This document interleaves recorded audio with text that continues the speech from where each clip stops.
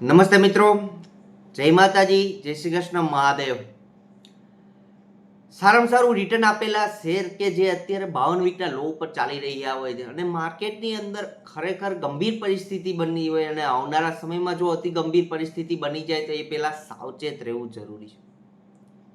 કે જેમ કે 2024ની અંદર Tata Tech, IREDA, Praj industries, Tata motor આ તમામ શેરોએ 2023-24 થી લઈને સારામાં સારું રિટર્ન આપેલું હતું, પણ ચાલુ વર્ષની અંદર આ બધા શેર છે એ 52 વીકના લો ઉપર ચાલી રહ્યા છે. એટલે કે મારે કહેવાનો અર્થ એ છે કે આ એક સેમ્પલ છે, એક સમજવા પૂરતા કે આવા ઘણી કંપનીઓ છે કે જે 52 વીકની નજીક ચાલી રહ્યા છે કે લોની નજીક ચાલી રહ્યા છે. સિચ્યુએશન એવી ઊભી થઈ છે, એનું મુખ્ય કારણ અત્યારે જોવા મળતું હોય તો ટ્રમ્પ છે અને આપણા ક્વાર્ટર વનના રિઝલ્ટ કે જે ઓલ ઓવર આપણે જોઈએ તો એટલા બધા સ્ટ્રોંગ નથી જોવા મળેલા. કે એનું રિએક્શન માર્કેટની અંદર જોવા મળ્યું છે. ટ્રમ્પના જે સ્ટેટમેન્ટો છે એને લીધે આપણા માર્કેટની અંદર સારો એવો ઘટાડો કે એક કરેક્શન જોવા મળી રહ્યું છે. કે આવા બધા પોઈન્ટ ઉપર આપણે કોઈ મિસ્ટેક ન કરી લઈએ કે આપણા પોર્ટફોલિયોને આપણે સેલ ન કરી શકીએ, એક્ઝિટ ન થઈ શકે, એવા કયા પોઈન્ટને ધ્યાનમાં રાખવા જોઈએ એ મુદ્દાઓ ઉપર આ વિડીયોની અંદર વાત કરવી છે. મિત્રો, ફર્સ્ટ ટાઈમ વિઝિટ કરો છો ગુજરાતી ઇન્વેસ્ટર ચેનલની અંદર તો અંત સુધી વિડીયો જોજો. આ વિડીયોથી તમને કાંઈ માહિતી મળતી હોય, શીખવા મળતું હોય તો ચેનલને સબસ્ક્રાઇબ કરો, તમારા મિત્રો સાથે શેર કરો અને વિડીયોને લાઈક આપો. હવે વાત કરીએ કે જો આ પોઈન્ટ ઉપર, મુખ્ય પોઈન્ટ ઉપર કે જે શેર દોડી રહ્યો છે એની પાછળ આપણે ભાગતા શેરની પાછળ ભાગેલા હોઈએ ત્યારે આવી રીતના જ્યારે કરેક્શન આવે ત્યારે આવી પરિસ્થિતિ ગંભીર ઊભી થતી હોય ત્યારે તમારા પોર્ટફોલિયોની અંદર એ શેરની અંદર કરેક્શન જોવા મળતું હોય કે એક પેનિકનો માહોલ જોવા મળતો હોય કે જે રેન્ડમલી બાય કરેલા છે શેર કે કંઈ પણ વસ્તુ ભાવ કે વેલ્યુએશન જોયા વગર, કે બીજી વસ્તુ એ કે કોઈના કહેવા ઉપર સોશિયલ મીડિયા કે આપણી ચેનલ કે અન્ય બીજી કોઈ પણ સોશિયલ મીડિયાની ચેનલો ઉપરથી આપણને કોઈ પણ માહિતી મળી છે કે આ શેર સારો છે, કે મારા ફ્રેન્ડે લીધો છે, મારા કલીગ્સે લીધેલો છે તો આને હું ખરીદું. પણ જો તમે કંપનીનું ફંડામેન્ટલ કે કોઈ પણ કંપનીના બિઝનેસ વિશે તમે જાણતા નથી, શીખ્યા નથી કે જે સમજ લીધી નથી તો તમે એક ભૂલ કરી રહ્યા છો. કારણ કે જે પણ શેર છે એટલો બધો દોડેલો છે તો એનાથી પણ સાવચેત આપણે રહેવું જોઈએ. કારણ કે એ કંપનીએ ભૂતકાળની અંદર રિટર્ન આપેલું છે તો એનો માહોલ કે કંપની સારી છે તો આવનારા સમયની અંદર રિટર્ન ના પણ આપી શકે અને કોઈ પણ માહોલ સર્જાય કે કોઈ પણ કરેક્શન આવે માર્કેટની અંદર ત્યારે એ શેર પણ નીચે સારો એવો આવી શકે અને ત્યાર પછી પણ એની અંદર રિકવરીનો જે માહોલ છે એની અંદર પણ સમય લઈ શકે. કે એ જે પેનિક છે એ જો તમે ઝેલી શકતા હોય તો આ બધા શેરની અંદર સારામાં સારા શેર છે જે મેં તમને પહેલા શરૂઆતમાં જ વાત કરી, Tata Tech, IRDA, Tata motor અને પ્રાજ ઇન્ડસ્ટ્રીઝ,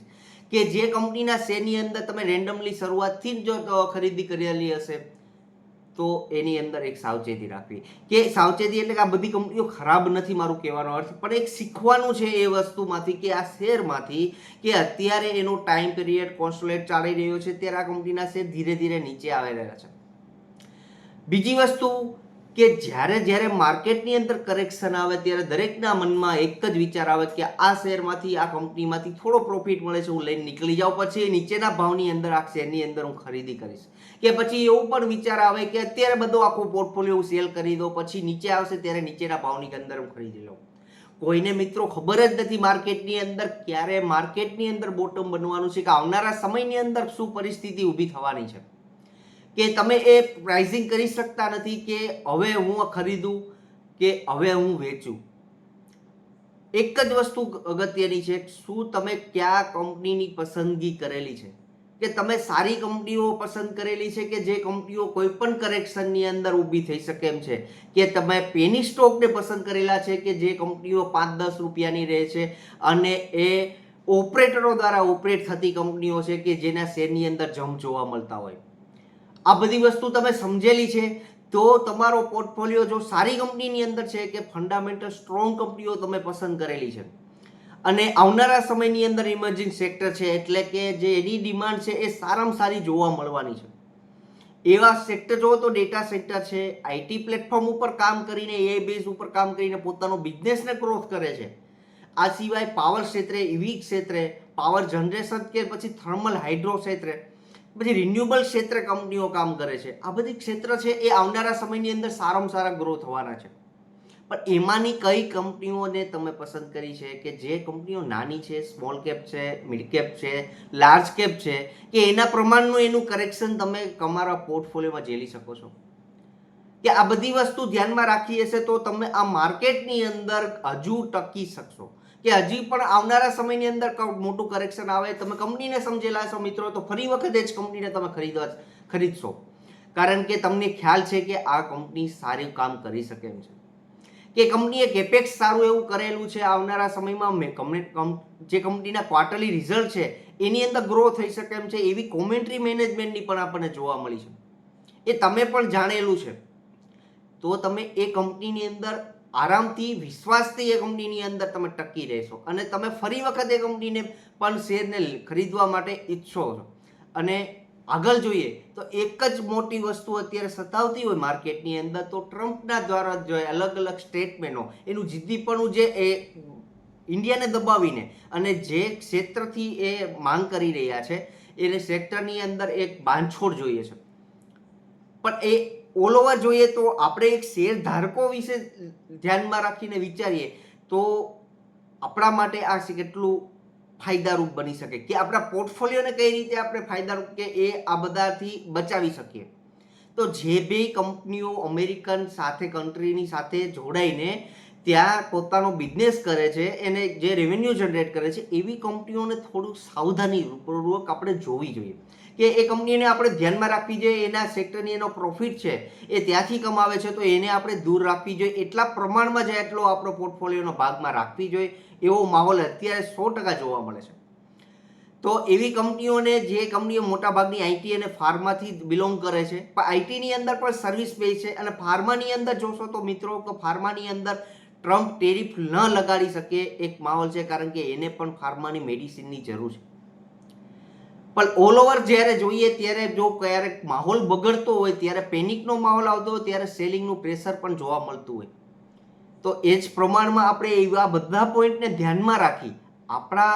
પોર્ટફોલિયોની અંદર, કે જે અમેરિકન કંપનીઓ સાથે જોડાઈને પોતાનો બિઝનેસ કરે છે, એની અંદર આપણું જે પોર્ટફોલિયોનો ભાગમાં જે ઇન્વેસ્ટમેન્ટ છે એટલા પ્રમાણમાં રાખીએ, કે જેથી કરીને એક રિસ્કનો ભાગ છે એ થોડોક સેફ રહે. એનાથી વિશેષ કે પોર્ટફોલિયોને ગ્રો આ વર્ષમાં કરી શકાય, તો એવા ક્ષેત્ર હોય તો જે કંપનીઓ આપણા ઇન્ડિયાની અંદર બિઝનેસ કરતી છે, ફાઇનાન્સ ક્ષેત્રની કંપનીઓ છે, આ સિવાય ફર્ટિલાઇઝર કંપનીઓ છે, કે ઘણી કંપનીઓ છે જે આ સિવાય વાત કરીએ ઝોમેટો છે, સ્વિગી છે, કે જે ઇન્ડિયાથી રહીને જ કામ કરી રહી છે, અને આવનારા સમયની અંદર આ જ કંપનીઓની અંદર સારો એવો ગ્રોથ તમને દેખાતો હોય, અને બીજું કે એના ક્વાર્ટરના રિઝલ્ટ પણ સારા મળતા હોય, તો આ બધી કંપનીઓને તમારે વોચ લિસ્ટમાં રહીને તમારે આ જે કરેક્શન જોવા મળે છે એની અંદર પેલી પસંદગી આપવી જોઈએ. કારણ કે જ્યાં સુધી ટ્રમ્પ છે ત્યાં સુધી અનસર્ટિનિટીનો માહોલ જોવા મળે તો આપણે એમાં કંઈ કહી ન શકીએ, અને એવા માહોલની અંદર આપણા પોર્ટફોલિયોને બચાવવો ખૂબ જ જરૂરી છે. મારી દ્રષ્ટિએ જે શરૂઆતમાં જે મેં કંપનીઓ કીધેલી છે બધી કંપની સારી છે, 52 વીકના લો ઉપર છે, એટલે લાંબા ગાળા માટે વિચારતા હોય તો એક કંપનીઓને ધ્યાનમાં રાખી શકાય. ઓલ ઓવર આ વિડીયોથી તમને જો કંઈ શીખવા મળ્યું, જાણવા મળ્યું છે મિત્રો, ચેનલ સબસ્ક્રાઈબ કરો, તમારા મિત્રો સાથે શેર કરો, અને તમારો પણ એક મંતવ્ય કે આ જણાવી શકો છો. એન્ડ સુધી વિડીયો જોયો છે, ખૂબ ખૂબ આભાર. Thank you.